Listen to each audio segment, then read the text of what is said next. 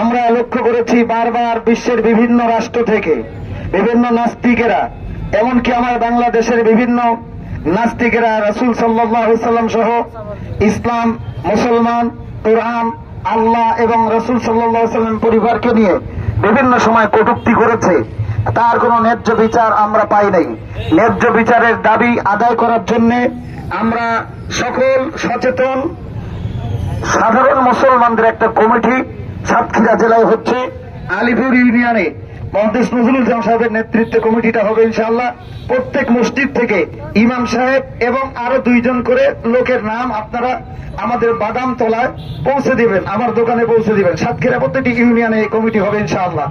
আপনারা পৌঁছে দিবেন, যারা যারা মসজিদের দায়িত্বে আছেন তারা পৌঁছে দিবেন। প্রত্যেক মসজিদ থেকে 2 জন করে সচেতন মুসল্লি ইমাম সাহেবের নাম দিবেন।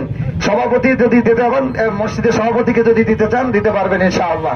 আরেকটি ছোট্ট ঘোষণা হলো, এই যে আয়োজনটা হয়েছে কোনো রাজনৈতিক দলের ব্যানারে নয়, কোন উচ্চ পর্যায়ের ব্যক্তিত্বের মাধ্যমে নয়, একেবারে সাধারণ থেকে আপনার মুসলমানের একটা মুসল্লির উদ্যোগে। এজন্য এই যে কিছু খরচ হয়ে গেছে, আপনারা যদি মনে করেন খরচের টাকায় কিছু দিতে পারেন, এক মুসল্লিটা একেবারে সাধারণ মুসল্লিরা একেবারে গরিব মুসল্লি তারা পকেট থেকে দিয়েছে। এজন্য মাহমুদুর নবী ভাইয়ের কাছে আপনারা 10 টাকা 20 টাকা 50 টাকা একটু যাওয়ার সময় দিয়ে দেবেন। এই যে মাইক ভাড়ার টাকা, ব্যানার করার টাকা, মিডিয়ার টাকা এখনই দিতে হবে। এজন্য আপনারা দিলে গাড়ি ভাড়ার টাকা খুশি হবে ইনশাআল্লাহ। এখন আপনাদের সামনে দোয়া মোনাজাত করছেন আমাদের সকলের প্রাণপ্রিয় ওস্তাদ, আজকের প্রোগ্রামের প্রধান অতিথি জনাব আলহাজ নজরুল ইসলাম সাহেব। আমরা আগামীতে আবারও যদি ডাক আসে ইনশাআল্লাহ আমরা স্বতঃস্ফূর্ত ভাবে শরীক হবে ইনশাআল্লাহ। জি, এখন আমরা মোনাজাতের জন্য দরুদ শরীফ পাঠ করি। আল্লাহুম্মা সাল্লি আলা মুহাম্মদ।